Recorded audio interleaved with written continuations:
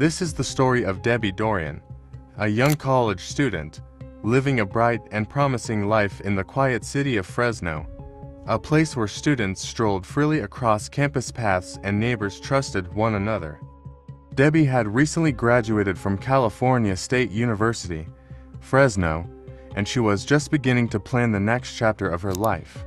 She was living alone at the North Creek apartment complex, located 4 to 5 miles north of campus, in a neighborhood largely populated by students. The area was considered safe, and violent crime was rare. Debbie had always been extremely cautious about her personal safety, and she carried herself with the careful awareness that comes from living independently for the first time as a young adult. She was focused on building a career in economics, hoping to create a future filled with opportunity. Friends and family described her as ambitious, intelligent, and full of potential, with her whole life ahead of her. On the morning of Thursday, August 22, 1996, Debbie was expected to arrive at her father's home around 7 a.m., as she often did. When she did not show up and could not be reached by phone, Peter grew increasingly concerned. Something about her absence did not feel normal, and knowing his daughter's habits, he decided to drive to her apartment to check on her. When he arrived, he knocked on the door with no answer. When he tried the handle, the door opened, immediately raising alarm.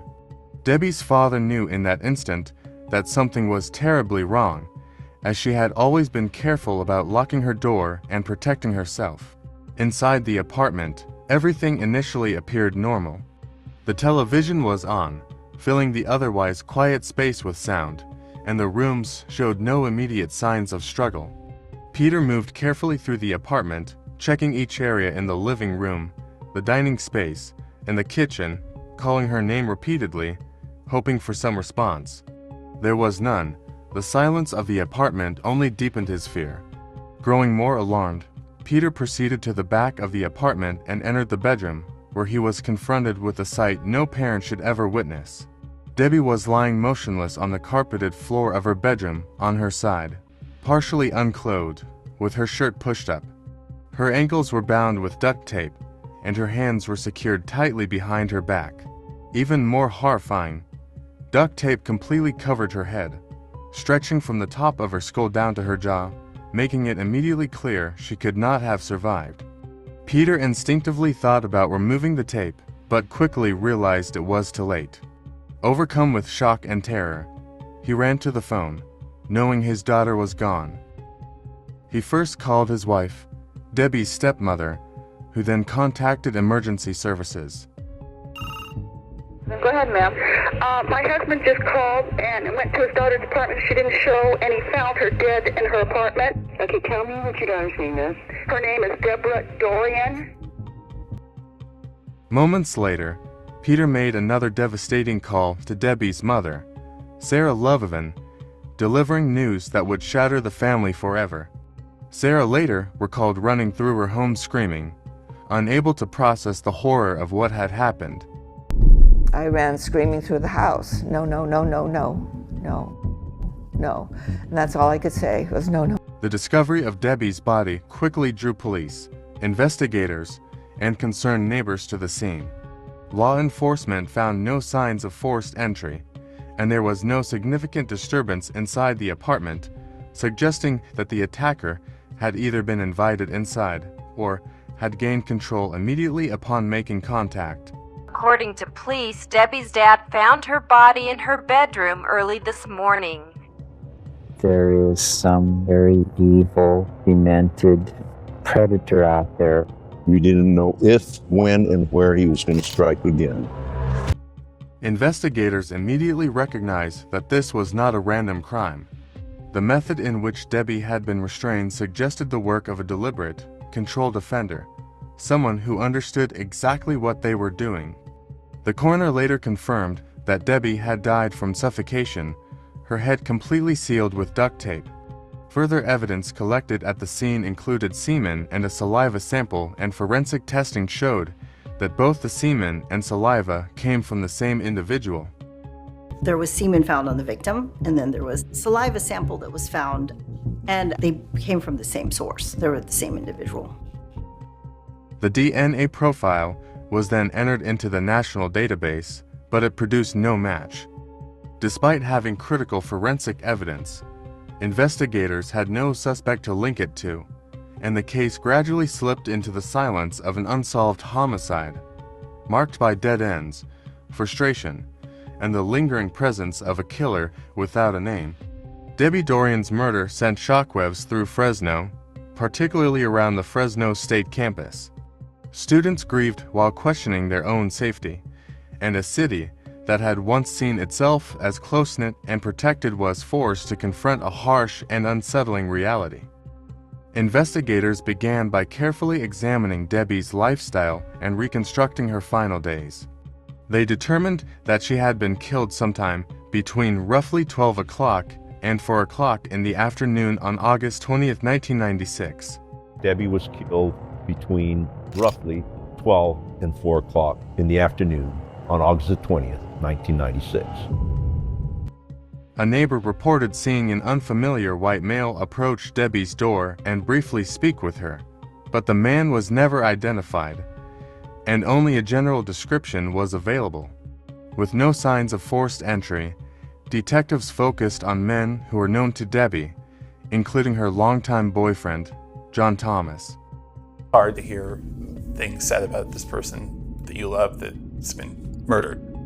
John had been dating Debbie for approximately 2.5 years, and he became an early person of interest. He was interviewed and voluntarily provided a DNA sample, but records showed that he had been working on a wildfire in Northern California at the time of the murder. His DNA did not match the evidence, and he was eliminated as a suspect. As John continued cooperating with investigators, he revealed a crucial detail. In the weeks before her murder, Debbie had been urgently searching for a roommate. I think she was getting desperate. She needed to get some finances so that she could pay her bills. She needed somebody soon. She was in need of financial support to cover her bills, and she had placed ads and posted flyers around Fresno State. Investigators later discovered a list of prospective roommates on her dining room table. That list became a key set of persons of interest. One name stood out, Alvin. After learning of Debbie's murder, Alvin contacted police himself, stating that he had met her, paid a deposit, and signed an agreement to rent the room, although he had never received a key. While he did not match the neighbor's description of the white male seen at Debbie's door, a background check revealed that he was a registered sex offender, an alarming fact given the nature of the crime. Alvin told investigators that he had knocked the door when he arrived and had been invited in, but he claimed that he never went inside the apartment. Detective Garcia's the interview with Alvin. What did you do when you went there? I knocked on the door, she invited me in. What time was it that you got there? Between 6 and 7. You told me something about the doorknob. Do you remember what that was? On Wednesday night, I knocked on the door. Nobody answered. The blinds were open. The TV was on, from what I could see on the wall. And I knocked on the door, nobody answered. I tried the door. Like multiple times, the door was unlocked. He admitted trying the doorknob and finding the door unlocked. These details struck detectives as unusual. When questioned about his alibi, Alvin mentioned another man, Morris, adding another uncertainty to an already complex investigation. Alvin and Morris Dixon, friends and co-workers at grocery outlet, soon became central figures in the investigation. Morris, a 28-year-old Army veteran with no criminal record, often drove Alvin to Debbie's apartment and waited nearby. He maintained that he had never met Debbie, had never entered her home, and only saw her face for the first time later on the news. Investigators noted that Morris's account and his connection to Alvin complicated the investigation. Morris Dixon initially claimed that he had never met Debbie and had only heard her voice on the phone, insisting he had no involvement in what had happened. So you've never seen this girl, don't know what she looks like, never talked to her? No, not from all this started happening at first. I never seen her or just heard her voice on the phone. During questioning, Morris unexpectedly mentioned that he had purchased 2 rolls of duct tape to tie the ends of a rope for his punching bag at home. This volunteered detail immediately raised suspicions, as investigators had not mentioned that they were focused on duct tape or any bandage-related evidence. What made you mention that? Somebody mentioned duct tape or something like that. Do you have any duct tape, or do you know anything about duct tape or something? When was that? That was when I first came to question. A search of Morris's home confirmed that there was duct tape on his punching bag, but forensic testing showed that it did not match the tape used on Debbie's body. DNA testing also excluded Alvin as a contributor, clearing him as a suspect. However, Morris's DNA could not be excluded, contradicting his claim that he had never entered Debbie's apartment. Despite his denials, the evidence at the time led to his arrest. He was taken into custody and publicly charged with Debbie Dorian's murder. For the first time, there was cautious hope that justice might be achieved, and the community watched closely as the case developed. However, investigators soon uncovered a shocking new development that would completely change the course of the case. As DNA technology advanced, the evidence was retested. The original analysis had examined just 6 genetic markers, but a newer test used 13 markers, producing clear results. The DNA from Debbie Dorian's crime scene did not match Morris Dixon, and after over 2 weeks in custody, he was cleared. The charges were dropped, and he was released. Maurice Dixon walked into court shackled at the hands and feet. He had been in custody for a little more than 2 weeks. Tonight, he is free, and the investigation into the Debbie Dorian murder case returned to square one. Right now, we don't want to comment at anything at this time. We're just happy that he's being released. Morris Dixon had been in custody for a little more than 2 weeks. With his release, the investigation returned to square one. We know that there's someone out there that have committed this crime, and basically the city is afraid again. We know it's hard on her family also, because they have to go through it again, waiting to see who they may arrest next. Every time something like this happens, it's like pulling the scab off a wound. Our future's been taken away. We will not see a wedding. We will not see grandchildren. She will not get to have a life. The one thing we can do, and the one thing we strive to do, is to get the person who did this. In the aftermath of Debbie's murder, a $60,000 reward had been offered for information, and her mother, Sarah Lovevin, pushed tirelessly to keep the case alive. Investigator Vince Savala took the case personally and promised Debbie's mother that he would never give up until the case was solved. He committed himself to pursuing justice, even telling her that he would not retire until he solved it. Savala and the Fresno police continued to work tirelessly, following every lead and examining every detail of the case. For years, the investigation remained focused on Fresno, with no clear leads emerging. Over the next 3 years, several other similar crimes occurred in the Visalia area, which investigators believed were committed by the same suspect. All the incidents involved a white male in his 30s, approximately 5'6" to 6 feet tall, with a medium build, who threatened victims at gunpoint while covering his face with a bandana or hoodie. One of these victims was Beth, a 19-year-old who had recently moved to California's Central Valley to pursue her dream of working with horses. One night, while riding her bike home from work around 10:30 p.m., Beth was confronted by a man who suddenly pulled out from a street, grabbed her handlebars, and threatened her with a gun. And I saw a gentleman pull out of a street. It was 10:30 at night. There was nobody on the road. He grabbed my handlebars and had a gun. He forced her to comply and then sexually assaulted her. Despite the attack, Beth managed to survive. Minutes after reaching her apartment, police arrived in response to her call for help. Beth later led investigators to the exact location of the assault, allowing them to recover critical DNA evidence from the scene. Years later, she would learn that the man who had assaulted her was also responsible for the murder of Debbie Dorian. What had happened to Debbie could have happened to anyone, and in the moments following her attack, over the next 3 years, additional women were attacked in Visalia under strikingly similar circumstances. Only after several of these assaults did investigators begin to recognize a clear pattern and realize they were hunting the same offender. The DNA recovered from Beth's case was entered into the National CODIS database and compared against other unsolved crimes. That search produced a critical match. The same DNA found at Debbie Dorian's murder scene was now linked to the Visalia assaults. For the first time since Debbie's death, investigators knew the killer had been operating in Visalia. In 2018, the cold case gained new momentum following a breakthrough arrest that showcased the power of genetic genealogy technology. This development raised a critical question if the same method can be applied to Debbie Dorian's murder.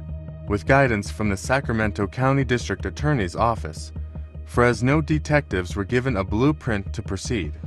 Using the new technique, they built a family tree of the unknown suspect, and within a week, a promising lead emerged that matched perfectly. When investigators saw a photograph of the suspect, they were convinced this was the offender. Investigators identified a suspect, Nicky Dwayne Stain. On the surface, he appeared to be an ordinary family man, employed with steady work, active in the community, and with no criminal record. Detectives believed this normal life allowed him to stay under the radar. To confirm their suspicions, Vince Zavala and his partner staged a covert operation to collect his DNA without tipping him off.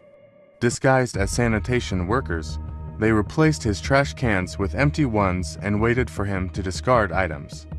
Among the trash, they recovered used razor blades likely containing his DNA. 2 weeks later, test results confirmed the match. Nicky Stain was the 147th individual from whom investigators had obtained a DNA sample for comparison, and he was the match. Who we obtained a DNA sample from for comparison, and he was the match. Detectives then went to Stain's workplace at the Visalia Mall to question him. Hi, is Mr. Stain in? Mr. Stain? Yes. Hi. I'm Mr. Stain. My name is Vince Zavala. It's Bob Sodas. We're doing some grunt work here. We're looking into a matter that happened a while ago. Take 5 minutes. Okay. That's fine. Have you ever seen that girl? Nope. No? You don't know her? Okay. You've never committed any violence against her? No, I haven't done anything. I don't know her, so I wouldn't know how to. Yeah. So have you never committed violence against anybody? No violence against anybody. Her name was Debbie Dorian. She was found murdered. You didn't kill her, did you? No. Stain denied any connection and refused to provide a DNA sample, claiming he was unsure about doing so. We've been asking everybody we talked to if they would voluntarily give us an oral swab to compare to evidence that's at the scene. But if you haven't been there, I mean, it's just kind of a mundane thing. Yeah, it sounds like, I don't know, that sounds like, I don't know if I want to do that. As the interview appeared to be ending, Stain unexpectedly stopped, looked Vince in the eye, and said, I hope you find him. I hope we do catch the guy, and thank you. Have a good day. With that, the arrest team waiting nearby moved quickly. When Stain re-entered the mall, they immediately arrested him, handcuffing him on the spot. Nicky Stain. Hi. Put your hands behind your back. Turn around, man. He was charged in connection with the Visalia assaults linked to the Debbie Dorian case. Vince Zavala immediately called Sarah Dorian to share the long-awaited news, and she spread the word to friends and family. After years of searching, they finally had their suspect in custody. Following his arrest for the Visalia assaults, detectives brought Stain in for questioning, expecting resistance. To their surprise, he was unusually forthcoming. From the start, he admitted knowing why he was there. He confessed to approaching women on the street and coercing them into unwanted intimate acts. Do you know why you're here today? Yeah, I do know why I'm here. I know I've done a couple things that here in Visalia that I shouldn't have done. So when you say a couple things in Visalia, what What are the couple things that you're talking about? Oh, there's a couple of times that I approach women that out on the street that, and stuff and coerce them into having some final. And so those are things I shouldn't have done. Against their will? Yes. When detectives detailed each assault, he hesitated, but often acknowledged the possibility that he had been responsible. Suspect pulled sweatshirt over his face and then placed handgun in her side. He escorted the victim and concealed their location behind some bushes. That might have happened. I think that one happened. She was standing alone waiting to catch a bus. Suspect approached the victim. Suspect told the victim not to run or he would kill her. I say that sounds like me, but I don't think that was me. Nikki Stain's vague and inconsistent responses during questioning immediately raised serious red flags for investigators. Do you recall what you wore during those? I recall wearing a hoodie. This is something I had. He described wearing a hoodie during the attacks, matching victim descriptions, and revealed a history of sexual addiction and promiscuity. So, I kind of had some bad things that go on in my life, and I could say that I've had a problem with I guess, addiction. If you have my phone, you'll be able to see that because it has like 400 videos on it of probably 100 different women. He spoke openly about his bedroom, describing it as resembling something out of 50 Shades of Grey. I had saw pictures of those types of rooms, dark rooms, on the internet. I said I wanted to paint it that way. Now everybody can see this as 50 Shades of Grey. His candidness and disturbing details gave investigators chilling insight into the man behind the crimes, proving that he was anything but the normal guy next door. During a search of Stain's home, police discovered silk robes and sex toys in his closet. They also uncovered that he was running an Airbnb operation, renting rooms to younger women whom he claimed he provided for. Investigators found a fake Facebook profile where he called himself Nick Steele, claiming to be the chairman of a Fortune 500 company, creating an online alter ego more fantasy than reality. He posted videos flaunting his nightlife, not necessarily to bait women, but to show off and attract attention. A particularly disturbing find was a hidden wall-plug camera in a roommate's bathroom linked to a younger female, which led to voyeurism charges and a misdemeanor peeping Tom case. Although Stain pleaded not guilty and the charge was eventually dropped, his sexual deviance was clear. His defense argued that these behaviors did not prove guilt in murder. Interestingly, while assaults and voyeuristic acts occurred, the level of violence seemed to de-escalate over time. When confronted about Debbie Dorian during interrogation, Stain initially denied knowing her, but later admitted that they had met several times for consensual intimate encounters. He further claimed that she had come to his workplace multiple times asking for intimate interactions. Prosecutors disputed this account, and the defense prepared to take the case to court. Nikki Dwayne Stain was the primary suspect in the rape and murder of Debbie Dorian. In the courtroom, a stark contrast emerged between the prosecution and defense teams, each firmly representing their side.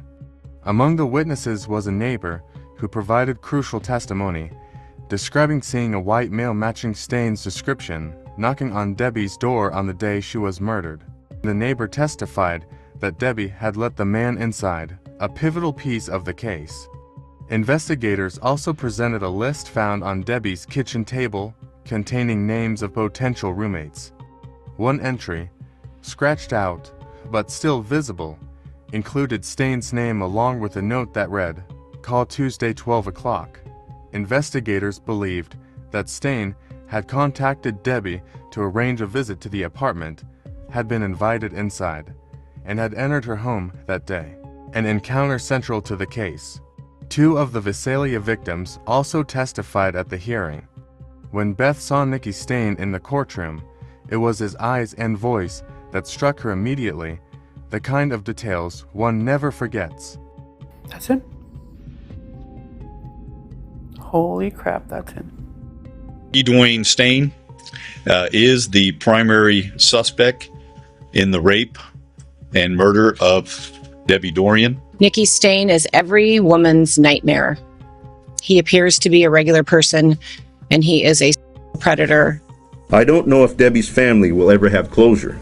My hope, our hope, is at the very least we have provided answers to the family, and the person responsible for these unimaginable crimes will finally feel the total weight of our Justice Department.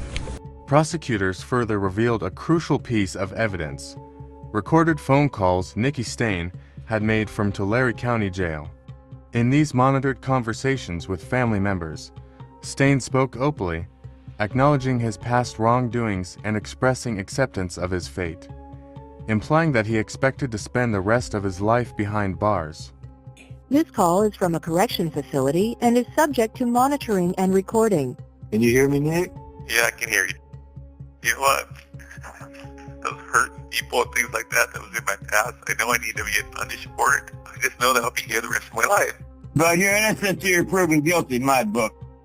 You know what you did, we don't. We're going to say that you're innocent until they prove otherwise, my opinion. That's the way America works. Hello? Hello, Mom. Are you innocent of any of those crimes? No, not really, Mom. I was kind of like involved in all of them. I'm guilty. I'm guilty. You know, I did some bad things. I'm not trying to kind of like hide them. You know, I mean, I'm ashamed of them, but you know, they're there now, so it's just like, you know, quit running from it, just take it. When asked by his mother if he was innocent of any of the crimes, he said he was kind of like involved in all of them, providing further insight into his culpability. Though the defense maintained that Nikki Stain never admitted to Debbie Dorian's murder during police questioning, they challenged parts of the investigation. Prosecutors, however, held firm, emphasizing that the DNA evidence was clear. Only Debbie Dorian's and Nikki Stain's DNA were found at the crime scene. The judge ruled that there was enough evidence for the case to go to trial, and prosecutors announced they would seek the death penalty. Just weeks later, Stain agreed to a plea deal, pleading guilty to murder in exchange for life without parole and the dismissal of the Visalia assault charges. Debbie's mother opposed the deal, believing that Stain should be held accountable for every crime he committed. Ultimately, Nikki Stain chose to plead guilty to all charges, bringing the case to an end without a trial. Lawfully and with malice aforethought committed murder against Deborah Sarah Dorian. Mr. Stain, how do you plead? Guilty. He was formally convicted of the murder of Deborah Sarah Dorian, and in exchange, the death penalty was withdrawn. He was sentenced to life in prison without the possibility of parole. Decades of pain, perseverance, and unwavering determination, we can finally say that justice, at least some kind of justice, has been served for Debbie Dorian and her family and the other survivors of the monster that is Nikki Stain. Debbie was more than a victim. She was a real person, a beautiful young woman who had experienced life's joys and struggles. Well, I tell her I love her every day, so I think she knows. And, you know, you miss seeing her wedding. You miss seeing the holidays. You miss, what did she grow up? What would she look like? You know, she was a feisty, wonderful person. You knew when Deb came in the room, she was beautiful. And, yeah, that's just the way she was. Yeah. Her family endured nearly 29 years of unanswered questions, years marked by waiting, hoping, grieving, and refusing to let her name be forgotten, until justice finally arrived, closing a chapter that had remained painfully open for almost 3 decades. For Vince Zavala and everyone who refused to give up, this was more than a case closed. It was a promise kept. A promise that no victim would be forgotten, no crime left unsolved, and no abuser allowed to escape justice. As Nikki Stain faced the consequences of his actions, a community began to heal. Debbie's memory lives on, not just as a victim, but as a shining light of strength, love, and the enduring power of truth. This is a story of justice delayed, but never denied.